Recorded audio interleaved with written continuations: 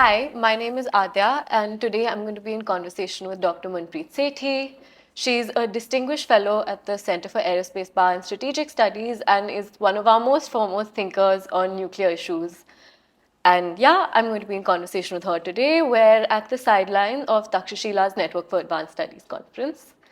So just very glad to be speaking with you today. Thank you so much, Adya, for having me, and thanks to Takshashila. I think it's such a fantastic gathering of people here.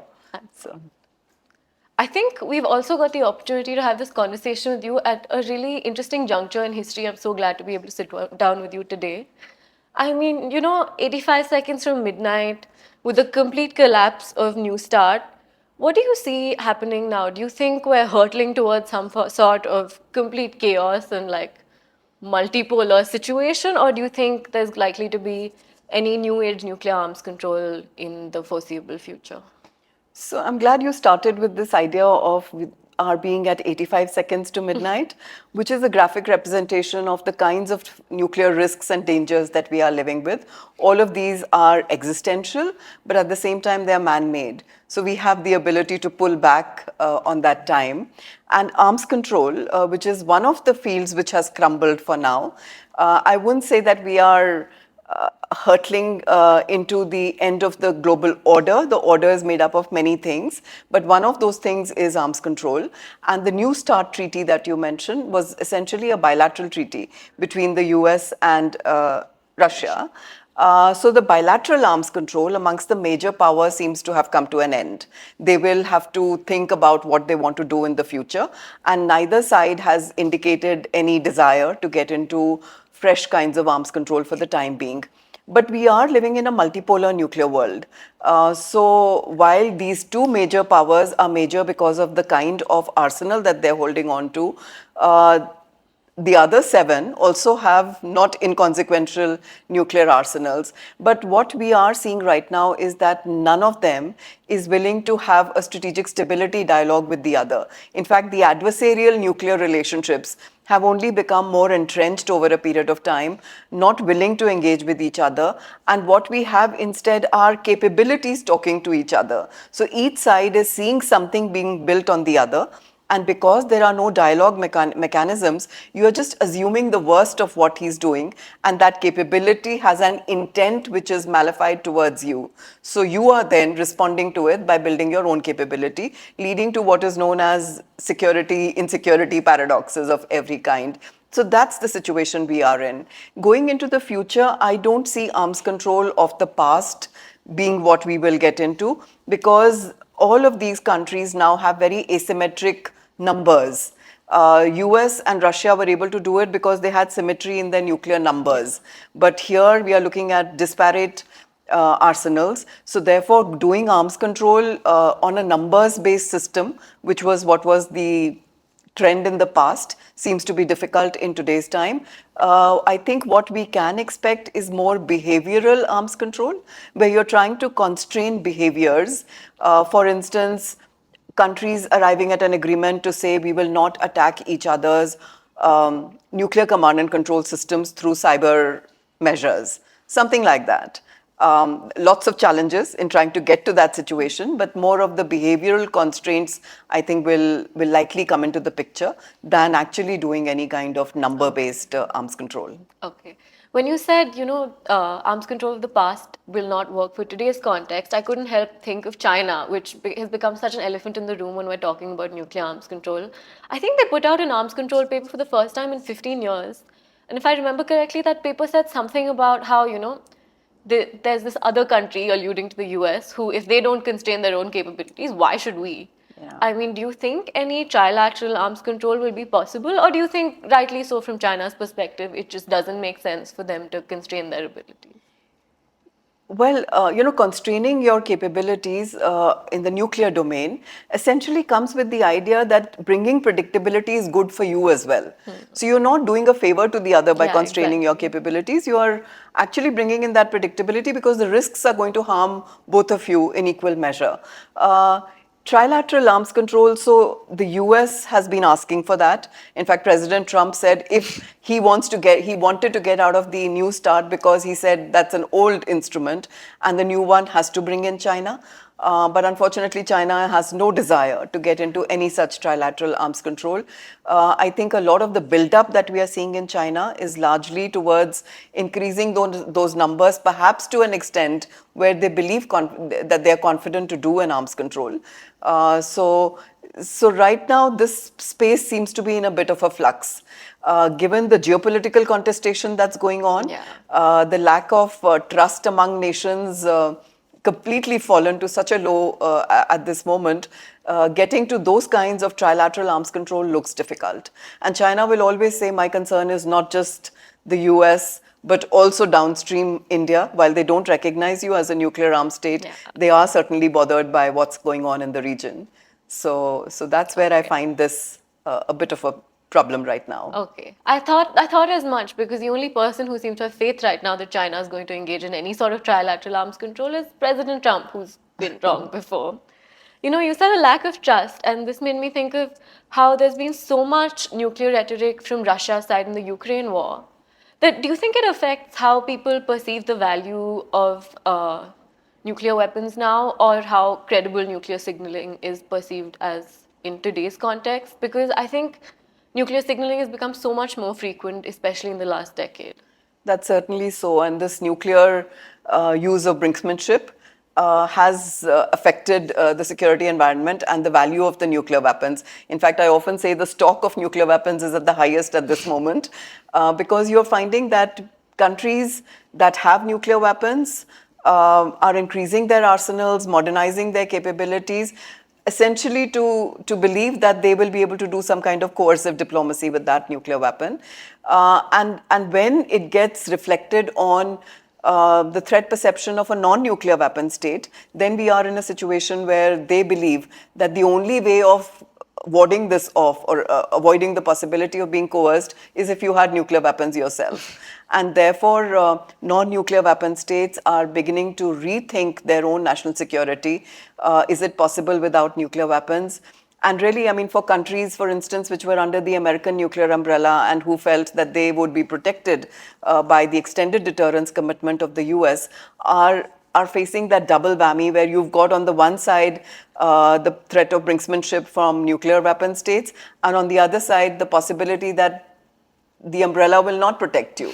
So you have conversations then going on in South Korea and Japan about whether they would need to develop nuclear weapons in the future. Within Europe, there is so much of a concern about the Russian threat as well as the threat of American abandonment. So within Russia, within Europe, countries are thinking about nuclear latency, hedging, building up capability, but not going towards nuclear weapons, something like what we've seen Iran do. So the whole nuclear space seems to be in a state of flux right now. You know, for Japan to be reconsidering, it says a lot about where the world has reached today. Yeah. Coming to Iran, which is, I think, a really interesting thing to talk about, especially with everything that's happened in the last few days, especially. Do you think it, at this juncture, it would be, like, it would make sense, it'd be right for Iran to rethink their stance on nuclear weapons if they do have the capability? Because in my head, you know, with everything that's happening with the US and Israel, if they were to say, okay, you know, now we are going to develop the bomb, then it would actually be the most justified they'd ever be taking this stance.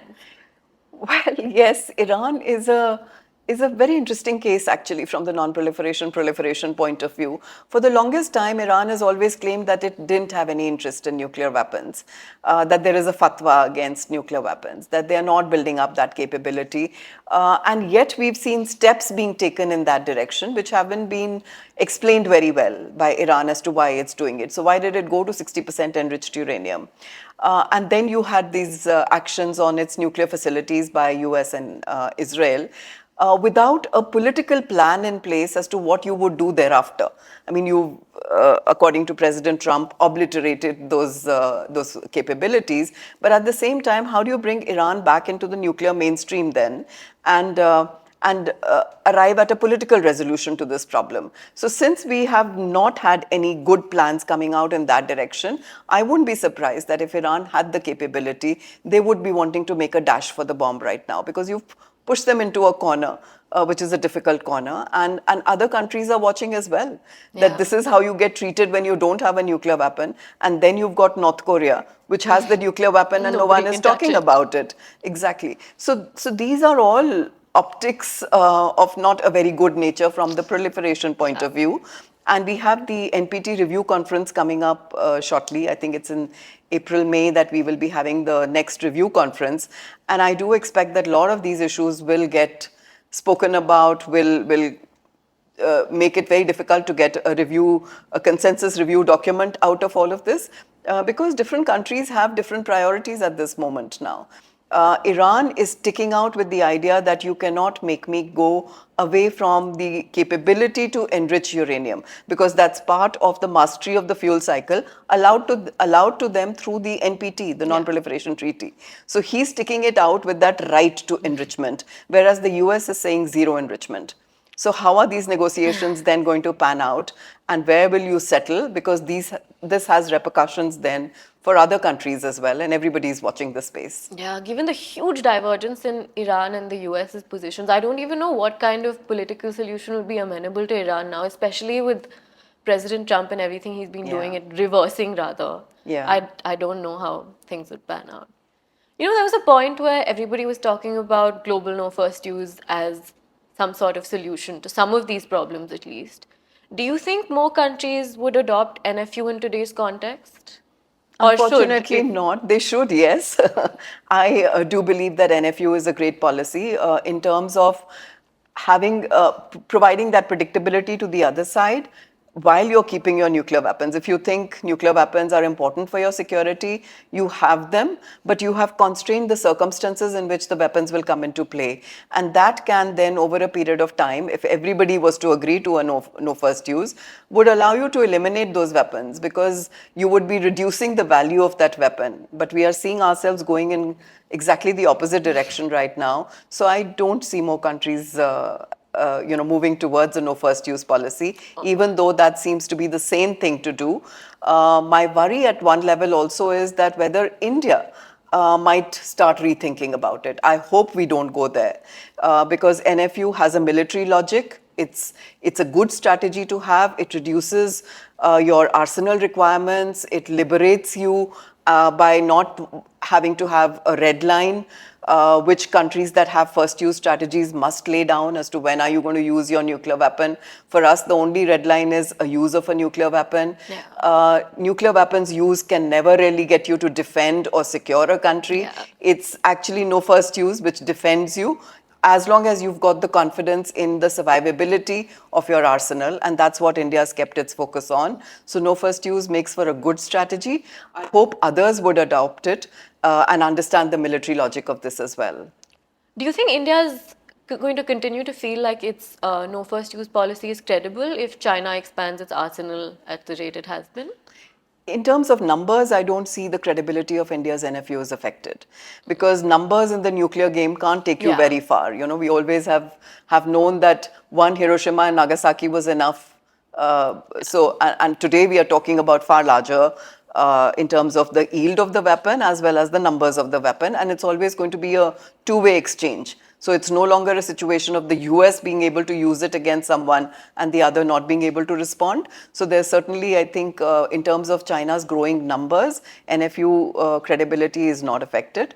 But certainly China's growing capability in terms of its better intelligence, surveillance, reconnaissance, so its ability to see where Indian arsenal is, and to be able to hit that with its more reliable and more accurate missiles, that's a matter of concern. But I think the answer to that lies in increasing our own survivability, diversification, dispersal of our weapon systems, hiding them better, Yeah. deception. All of that is where we have to keep our focus, rather than get into this whole game of no first use, because Yeah. that will bring a lot of challenges of its own. So I want to shift the focus a little bit away from country-specific requirements. What do you think about the role emerging tech is playing in today's nuclear landscape? You know, with AI and potential cyber threats on nuclear command and control systems, how do you think that's likely to change how we look at nuclear arms control, and as well as like how disruptive do you think these technologies are likely to be to the nuclear order as we see it? So I think all of them are going to be impinging on nuclear deterrence. And the important thing is that right now we don't even understand how they are going to be intersecting with nuclear deterrence, because Yeah. they're all coming very fast, and they're all coming in the conventional landscape with implications for nuclear. In the Cold War period, we had the luxury of keeping two sections apart. So the conventional and the nuclear were not really commingling as they seem to be in today's time. And that's where the concerns with some of these emerging disruptive technologies is coming. That's why I spoke about the possibilities only of behavioral arms control. Where if countries, because it's not, you have to see that it's not in your interest to disrupt someone else's command and control because of the chaos that that would create and lead to the use of the weapon, even if that side was not planning to do it. And that is where the concern with cyber disruptions of nuclear command and control. I think largely, as far as AI is concerned, there seems to be a consensus across the nuclear armed states that having AI in nuclear command and control is not a good idea. Yeah. That it should be the human that would actually take that decision of pressing the button if nuclear use was to happen. But the challenge also is that a lot of the supportive systems of nuclear command and control are beginning to depend more and more on AI. So the menu of choices that the leader will finally have is coming from an AI supported environment, and your ability then to have the time to take that decision, because everything is coming very fast at you, as well as the ability to make the right choices from the menu that has been provided becomes important. In fact, I'd like to recommend to you and to anybody who's interested, there's a movie called A House of Dynamite. Oh, I watched it. It's fantastic. Yeah, so it gives you such a good sense of the dilemmas of nuclear decision making. And all of the newer technologies are only going to add to those issues. So just being aware of them to be able to sort of sit back and relocate yourself in this landscape becomes that much more important. Yeah. I watched A House of Dynamite. It was terrifying. I was so tense the entire time.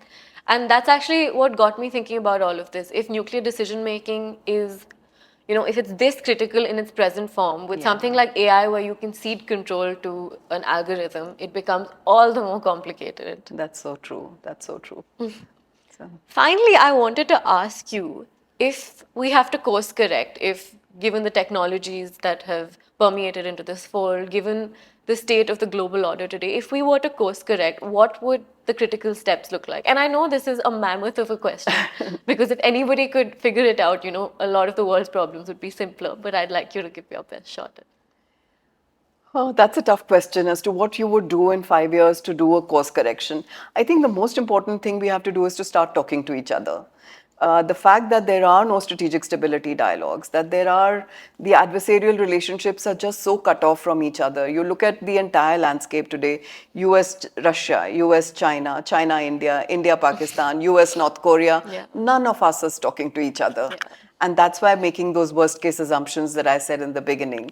So I think the first step that we have to take is to talk to each other at the bilateral level, at the trilateral level, multilateral level, wherever we can find the forums, having conversations about these issues, being able to have a platform where you're able to discuss the problems that you have with the other side, but also understand the problems that they have with your strategies Yeah. and doctrines. So the misperceptions is what is the most worrisome dimension right now. And really, I don't think deliberately people are going to use nuclear weapons because you understand the consequences of what that will be. But you could stumble into a nuclear war because Yeah. of inadvertent developments, misreading each other's intentions. And in crisis situations, getting into that kind of situation where you've not got any communication channels open with one another. Another example that came out of a House of Dynamite was that the US, which was facing this missile coming at them, had no idea where it Yeah. was coming from, and it didn't have channels of communication open with any of its adversaries to be able to talk. So having those channels of communication, I think, is the first thing that I would want to do. to be able to do general conversations on strategic stability, but also have crisis communication channels. Again, in the case of India, Pakistan, we have only the DGMO hotlines. Scary. At the highest level of the leadership also, you need to have some channels of communication open. So that, I think, those are some of the issues that I think could set us on the right path, looking at some of the deeper issues that can come in once we start talking to each other.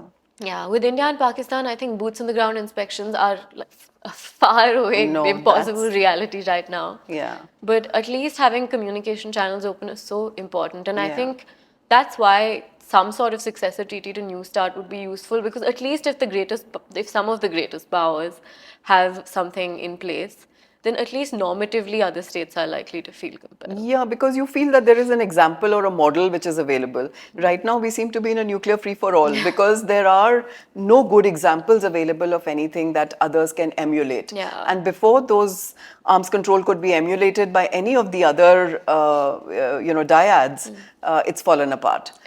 In fact, my worry also is that we'll be losing that experience. In the US and Russia, there were what were known as arms control careerists who spent their career just doing arms control, building bonds across each other, and all of this is so important for you to arrive at some level of trust to get Yeah. into arms control. So I think we need more people in general amongst the youth looking at those examples of the past, what worked, how did it work, what were the modalities that came in, because the trust levels even at that time were low.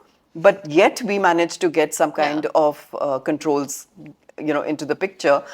The understanding that these controls are, as I said, not favors, but that they work for your interest too. So building up that understanding, I think, is going to be another way of a course correction. Okay. Finally, before I let you go, thank you so much for this, by the way. You said behavioral arms control. So, if I may push this question just a little bit further and ask, if we were to have behavioral arms control, what do you think some of the more useful and constructive provisions of such a setup could be? What would be important to focus on? See, we've been talking about what responsible nuclear custodianship is. So if you have to have nuclear weapons because you believe that they are for your national security, then providing some kind of reassurances to the other side besides the deterrence value of the weapon also becomes important. And that reassurance value is coming through behavior. So therefore, behavioral arms control, where you don't need to have boots on the ground Yeah. to do verification, but that you are building a certain level of trust based on the understanding that it would harm me if I was to deviate from this behavior, and the other side could also deviate from that. So creating those kinds of linkages with each other's behavior. And I mentioned the example of not doing cyber intrusions into each other's nuclear command and control. That's one behavior that you're constraining for yourself and expecting the other side to constrain because it's in Serves the your interest interests of as well. both Yeah. sides. Yeah, so nuclear deterrence, arms control can never be just about your own interest. Yeah. Because deterrence is built on the other side's vulnerability and your vulnerability, the arms control also has to take care of mutual interests. And that mutual interest is in everyone's interest, not just, in the interest of one. So that understanding underpins the whole idea of behavioral arms control. Thank you so much. Thank you for this conversation. And I think it was at a really interesting time. So I'm sure our listeners will have a lot of food for Thank thought. you so much. Such a great opportunity. Thank you.